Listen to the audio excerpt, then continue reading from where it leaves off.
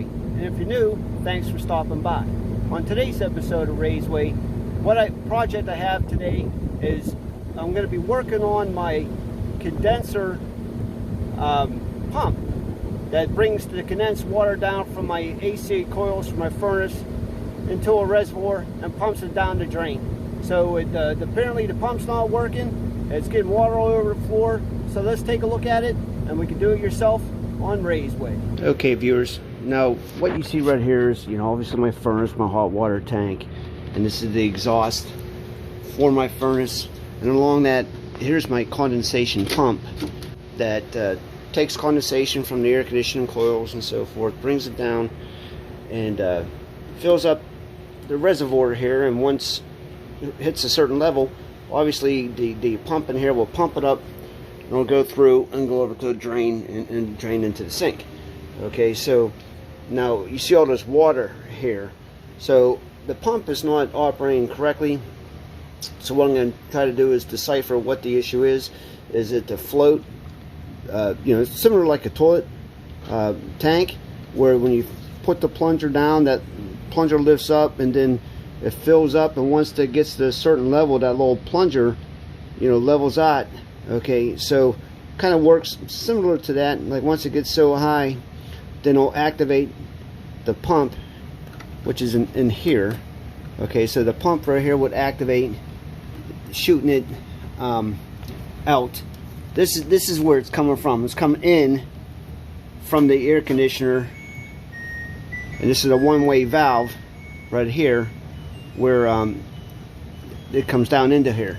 And then on the other side, if we can see over here, this is where it would come out and go out. So it's kind of a little hard to get to. You got the brackets here and so forth, and I got the new hot water tank put in. They really didn't give me much wiggle room. So what I'm going to have to do is I'm going to have to take off the top and separate that. Now I'm going to have to make sure I cut off the breakers, because I got the outlet here. I'll shut off the breaker. That way I'm not getting shocked and so forth. But let me get started, and we'll take that apart and try to manipulate that and bring that out here and see if I can work on it that way. Now hopefully it's just something that needs blown out, cleaned. Maybe there's some buildup of algae and so forth, but we'll take a look, see what the issue is, and we'll take it from there. Alright, viewers, this is not a good sign here, of course. I mean, we've got some water up here, we got some rust going on. We have some standing water down here. Again, that's all coming from this pump, not sucking it up or not working appropriately. So again, I took this panel off. I'm going to shut the power off, get all this water out of here. Now when there's an emergency switch right here, so as soon as you take that panel off, it disconnects and shuts everything down. Okay, but I still want to shut the power off, because I'm not going to be sitting here playing with that. And you always want to make sure you got water and electricity. They don't really mix that well. So let me shut off the power, and I'll get the shop vac out and suck out all this stuff, just get all the dirt and so forth and water out of here, and then we'll come back and determine what we're going to do. So again, we're going to shut it off at the breaker. I'm going to disconnect this cord right here, comes down to here and ties into those Y nuts. So I'll disconnect those. That way I know for sure there's no power coming to my unit, because I want to take that apart and pull it out and see what the issue is. And more likely, maybe I'll just replace it. It's been here for I don't know how many years. But if it's something simple like the float got disconnected or so forth, then I'll put that back on and see how that works. But again, I'm all about trying to save money. But obviously, if you don't do things appropriately, then you have stuff like this that could happen and cost you more money in the long run. So let me get this cleaned out, and we'll take it from there, and we'll see what we're doing. Okay, I got the power shut off, I believe, and so I got my continuity tester here checking it out. So it's definitely off. Okay, so push the button in, you know, it's not firing up. So now I'm going to suck this out and work on this device. So we'll see what we got going on. Alright viewers, see I got this taken apart here. Here's the end of it. I got the water taken out of there. Obviously there's some surface rust going on there. I want to clean that up a little bit. Gonna get some new hose when I put this back in here, of course. So I got this out, and now I'm gonna take off the 4 screws here. And this is for like an emergency switch. So again, we'll take out these 4 screws. I'm going to lift this off to see what's going on with the pan in here. This is a one-way valve. I also want to unscrew that and pull it out, and you should not be able to blow into it. You should be able to, I'm going to blow out and just make sure that's not clogged. That could be also another reason. So let me get this apart and take it from there. We'll get that deciphered. Okay viewers, when I pulled this out of here, it had a bunch of debris on here and so forth. I brushed off a little bit, and you know, by the time I opened this up and saw the gunk and overall just condition of it, like there's a busted float valve. Okay, so this was the float that would activate the pump after it reached a certain level, and apparently that never happened. So, or it's been a while since it has happened, let's say. So instead of trying to fix this, you know, again, I'll disconnect it from there. You know, I went and got myself a new one. So we'll fire this bad boy in, see how it works, and we'll take it from there. But let me disconnect this cable here.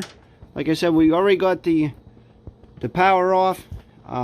Again, I'm going to clean that up in there as well. Make sure it's all dried up and so forth. So let me take care of that. Disconnect that. Again, this is just a couple screws. You know, you know, it's a regular wire connection. Well, hell, just comes out like that. So I'll feed a new one in there. Make sure it's nice and tight, and then put the placement back in. And I did buy some new plastic hose because this is kind of, you know, deteriorated. It all depends on what the fitting is. So, you know, these look to be like a 1/2 inch. That's calling for 3/8. So we'll see what I got. But let me put this in here and show you the outcome. Alright, so I got that cleaned out. So satisfactory condition. So anyways, so this part here, this new pump, you know, I'm going to use the existing hose to go into here and so forth. Most of it anyhow. I'll maybe have a new one from here down, depending if I can get in there or not. This is the one-way valve that allows the water in. Okay, so I'll have to hook that up into there. Now what's nice about this, it got rubber feet on it, so you know, it limits the vibration and noise. So what I will have to do is I'll have to cut the, since I don't have an existing wire, let's say like outlet, and I'm going to cut this, run it through there, and I'm going to hardwire it in just like how the old one was. Put this back on, and pretty much done. You know, just got to put it in, turn the power back on, and give it a test run, and I'll fill it up with water, have it kick off, run up through and dispose the water into the sink. So like I said, let me cut this, let me hardwire it in, get the hoses hooked up, and then turn the power back on, and we're good. So here we go. Alright, so now I got that wired in. It's all wired, nutted up, and I'll tighten that down, and then I'll connect my hose, run a new feed line to the drain, and then we'll give it a test shot. Alright, let me tighten everything up here and get the hoses all connected. Alright viewers, I got the power back on. I don't know if you can tell this, you know, it's black and it's in the back here, and I had to use the same hose. I need to get more hose, of course, but we'll take it, we'll get that another day. But you can tell there should be a light on back there. There's a green light indicating that it's on. You know, I got the down here, This is the one-way valve that allows the water to come out and not drip back in. Okay, so it's going to pump it up it's going to pump it up all the way up, across, over, and into the sink. Okay, so that's how that's going to work. Now this is all drying up here, of course, so we'll put these panels back on. You know, by putting these panels back on, you know, you see it's going to start generating some condensation with the coils for the air conditioner. And what I may do is like fill this thing up with some water just to see how the pump works. And I'll probably do that, but let me get this panels back on here.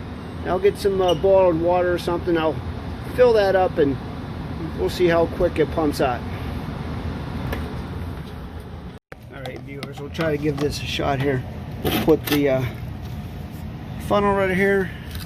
We'll dump some water in there. I want to hear this thing kick on and suck up the water. So let's give it a shot.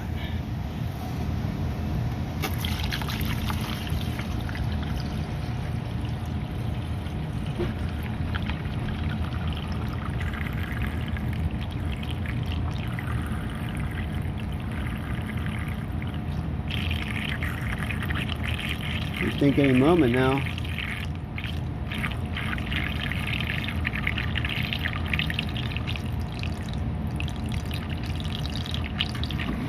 There you go. You hear it? And then look, here's the result. So I'm replacing the sink, by the way. It's kind of ugly. I'm getting a new washer and dryer. I'm going to put a new tub in, and I'll show you all about that too. But ultimately, you know, that's the name of the game. You know, now it all works. It's all good to go. And thanks for tuning in to Raiseway. Like, share, subscribe. Hit that notification bell. One more thing, all said and done, you know, this was about $80 that I paid myself to do this. Again, if you were to call an HVAC person in here, plumber or whatever, you know, it costs you a lot more money. So again, it's just wiring it in, connecting it in with the new unit instead of monkeying with the old one. But it's good to go. Thanks. Tune in next time.